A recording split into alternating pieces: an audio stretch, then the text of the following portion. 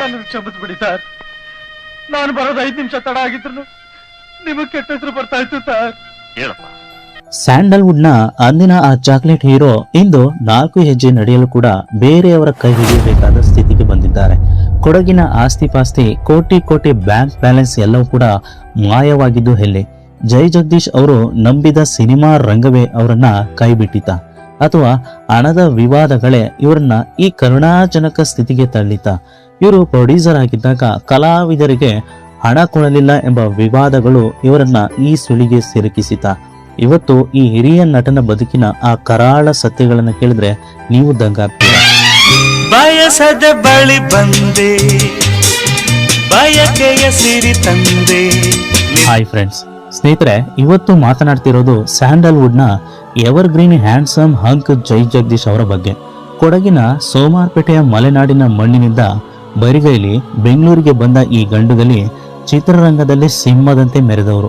ಫಲಿತಾಂಶ ಚಿತ್ರದ ಮೂಲಕ ಎಂಟ್ರಿ ಕೊಟ್ಟು ವಿಷ್ಣುವರ್ಧನ್, ಅಂಬರೀಷ್ ಅವರ ಕಾಲದಲ್ಲೇ ಚಾಕೊಲೇಟ್ ಹೀರೋ ಆಗಿ ಮಿಂಚಿದ್ದ ಈ ನಟನಿಗೆ ಇಂದು ಏನಾಗಿದೆ ಅನ್ನೋ ಪ್ರಶ್ನೆಗಳು ಕೂಡ ಕೇಳಿ ಬರ್ತಾ ಇದೆ.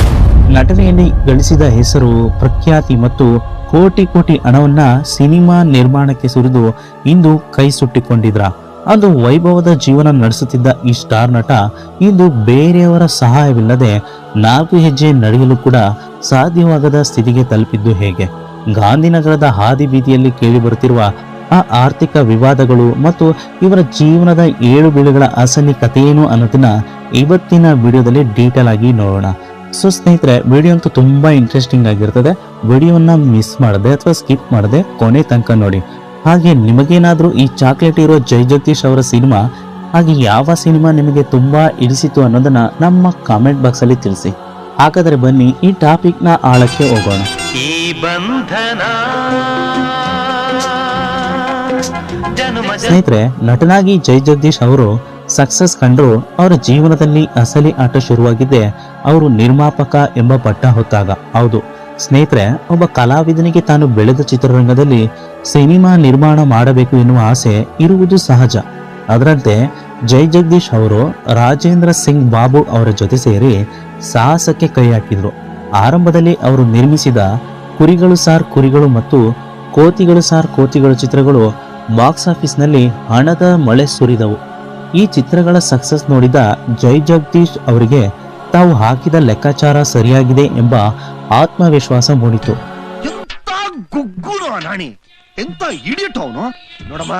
ಆದ್ರೆ ಸಿನಿಮಾ ರಂಗ ಅಂದುಕೊಂಡಷ್ಟು ಸರಳವಲ್ಲ ಅನ್ನೋದು ಇವರಿಗೆ ಅರ್ಥವಾಗುವಷ್ಟರಲ್ಲಿ ಕಾಲ ಮಿಂಚಿ ಹೋಗಿತ್ತು. ಯಾವಾಗ ಹಣ ಬರಲು ಶುರುವಾಯಿತೋ ಜೈ ಜಗದೀಶ್ ಅವರು ತಮ್ಮ ಬಜೆಟ್ ಮತ್ತು ರಿಸ್ಕ್ ಎರಡನ್ನ ಹೆಚ್ಚಿಸುತ್ತಾ ಹೋದ್ರು. ಇವರ ಜೀವನದ ಅತಿ ದೊಡ್ಡ ಟರ್ನಿಂಗ್ ಪಾಯಿಂಟ್ ಅಂದ್ರೆ ಅದು 2006ರಲ್ಲಿ ತೆರೆ ಕಂಡ ಮದನ ಸಿನಿಮಾ. ಈ ಚಿತ್ರವನ್ನ ಇವರೇ ಸ್ವತಃ ನಿರ್ದೇಶನ ಮಾಡಿದ್ರು ಮತ್ತು ಅದ್ದೂರಿಯಾಗಿ ನಿರ್ಮಾಣ ಮಾಡಿದ್ರು. ತಮ್ಮದೇ ಕುಟುಂಬದ ಕುಡಿ ಆದಿತ್ಯ ಅವ್ರನ್ನ ದೊಡ್ಡ ಮಟ್ಟದಲ್ಲಿ ಲಾಂಚ್ ಮಾಡಬೇಕು ಎಂಬ ಹಂಬಲದಲ್ಲಿ ಕೋಟಿ ಕೋಟಿ ಹಣವನ್ನ ನೀರಂತೆ ಸುರಿದ್ರು. ಆದ್ರೆ ದುರದೃಷ್ಟವಶಾತ್ ಈ ಸಿನಿಮಾ ಬಾಕ್ಸ್ ಆಫೀಸ್ ನಲ್ಲಿ ಮಣ್ಣು ಮುಕ್ಕಿತ್ತು. ಈ ಒಂದು ಸೋಲು ಜೈ ಜಗದೀಶ್ ಅವರನ್ನ ಆರ್ಥಿಕವಾಗಿ ಹಳ್ಳಕ್ಕೆ ತಳ್ಳಿತು. ಮಾಡಿದ ಸಾಲಕ್ಕೆ ಬಡ್ಡಿ ಬೆಳೆಯುತ್ತಾ ಹೋಯಿತು. ಅದರ ಬೆನ್ನಲ್ಲೇ ಬಂದ ಈ ಬಂಧನ ಮತ್ತು ಮಳೆ ಬರಲಿ ಮಂಜು ಇರಲಿ ಸಿನಿಮಾಗಳು ನಿರೀಕ್ಷಿತ ಲಾಭ ತರಲಿಲ್ಲ. ಹೀಗೆ ಒಬ್ಬ ಯಶಸ್ವಿ ನಟ ನಿರ್ಮಾಣದ ಅಮಲಿನಲ್ಲಿ ತನ್ನೆಲ್ಲ ಉಳಿತಾಯವನ್ನ ಕಳೆದುಕೊಂಡು ಸಾಲಗಾರರ ಕೆಂಗಣ್ಣಿಗೆ ಗುರಿಯಾಗಬೇಕಾದ ಪರಿಸ್ಥಿತಿ ಬಂದೊದಗಿತ್ತು. ಇನ್ನ ಸ್ನೇಹಿತರೆ, ಇನ್ನು ಫಿನಾನ್ಷಿಯಲ್ ಲಾಸ್ ಹೇಗಾಯ್ತು ಅಂತ ಅಂದ್ರೆ, ಸಿನಿಮಾ ರಂಗದಲ್ಲಿ ಒಂದು ಮಾತಿದೆ, ಗೆದ್ದವನಿಗೆ ಇಲ್ಲಿ 1000 ಜನ ಗೆಳೆಯರು, ಆದ್ರೆ ಸೋತವನಿಗೆ ನೆರಳು ಕೂಡ ಶತ್ರು ಅಂತ. ಜೈ ಜಗದೀಶ್ ಅವರು ಯಾವಾಗ ನಿರ್ಮಾಣದಲ್ಲಿ ಸತತ ಸೋಲುಗಳನ್ನ ಕಂಡ್ರೋ ಅಂದಿನಿಂದ ಅವರ ಆರ್ಥಿಕ ಪರಿಸ್ಥಿತಿ ಅಧೋಗತಿಗೆ ಇಳಿಯಿತು. ಮದನ ಚಿತ್ರದ ಸೋಲು ಕೇವಲ ಹಣವನ್ನಷ್ಟೇ ಕಳೆದು ಹಾಕಲಿಲ್ಲ, ಬದಲಿಗೆ ಮಾರ್ಕೆಟ್ ಅಲ್ಲಿ ಅವರಿಗಿದ್ದ ಕ್ರೆಡಿಬಿಲಿಟಿಯನ್ನ ಅಲ್ಲಾಡಿಸಿತು. ಹೂಡಿದ ಬಂಡವಾಳ ವಾಪಸ್ ಬರದೇ ಇದ್ದಾಗ ಸಾಲಗಾರರ ಒತ್ತಡ ಶುರುವಾಯ್ತಲ್ಲದೆ ಆ ಸಾಲದ ಬಡ್ಡಿ ಬೆಟ್ಟದಂತೆ ಬೆಳೆಯುತ್ತಾ ಹೋಯಿತು. ಸಾಲ ಮಾಡಬಾರದು ಅಂತಿದ್ದರೂ ಒಂದು ಸಾಲ ತೀರಿಸಲು ಮತ್ತೊಂದು ಸಾಲ ಮಾಡಬೇಕಾದ ಅನಿವಾರ್ಯತೆಗೆ ಅವರು ಸಿಲುಕಿದ್ರು. ಇದೇ ಹೊತ್ತಲ್ಲಿ ಗಾಂಧಿನಗರದ ಮೂಲೆ ಮೂಲೆಯಲ್ಲಿ ಅವರ ಬಗ್ಗೆ ವಿವಾದಗಳು ಸದ್ದು ಮಾಡಲಾರಂಭಿಸಿದವು. ಯೂಟ್ಯೂಬ್ ಮತ್ತು ಸಾಮಾಜಿಕ ಜಾಲತಾಣಗಳಲ್ಲಿ ಇಂದಿಗೂ ಚರ್ಚೆ ಆಗುವ ಅಸಲಿ ವಿಚಾರ ಅಂದ್ರೆ ಹಣದ ಪಾವತಿ ವಿವಾದ. ಇಲ್ಲಿ ಜೈ ಜಗದೀಶ್ ಅವರ ಸಿನಿಮಾಗಳಲ್ಲಿ ಕೆಲಸ ಮಾಡಿದ ತಾಂತ್ರಿಕ ವರ್ಗದವರಿಗೆ, ಸಣ್ಣ ಪುಟ್ಟ ಕಲಾವಿದರಿಗೆ ಮತ್ತು ಶೂಟಿಂಗ್ ಹಂತದಲ್ಲಿ ಸಹಕರಿಸಿದ ಕೆಲಸಗಾರರಿಗೆ ಸರಿಯಾದ ಸಮಯಕ್ಕೆ ಸಂಬಳ ತಲುಪಲಿಲ್ಲ ಎಂಬ ಆರೋಪಗಳು ಕೂಡ ಕೇಳಿ ಬಂದವು. ಕೆಲವರು ಇವರ ಮನೆಯ ಬಾಗಿಲಿಗೂ ಬಂದ ಪ್ರಸಂಗಗಳಿದ್ದವು ಎನ್ನಲಾಗಿದೆ. ಈ ವಿವಾದ ಎಷ್ಟು ಸೂಕ್ಷ್ಮವಾಗಿತ್ತೆಂದ್ರೆ ಕೆಲವು ಕಲಾವಿದರು ಇವರ ಬಗ್ಗೆ ಬಹಿರಂಗವಾಗಿಯೇ ಅಸಮಾಧಾನ ಹೊರಹಾಕಿದ್ರು.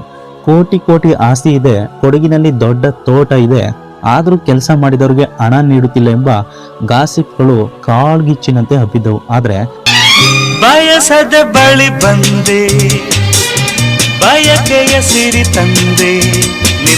ಸತ್ಯ ಏನಂದ್ರೆ ಅವರು ಸಿನಿಮಾ ಎಂಬ ಮಾಯಲೋಕದ ಸುಳಿಗೆ ಸಿಲುಕಿ ಆಸ್ತಿ ಪಾಸ್ತಿಗಳನ್ನ ಅಡಬಿಡುವ ಅಥವಾ ಮಾರಾಟ ಮಾಡುವ ಸ್ಥಿತಿಗೆ ತಲುಪಿದ್ರು.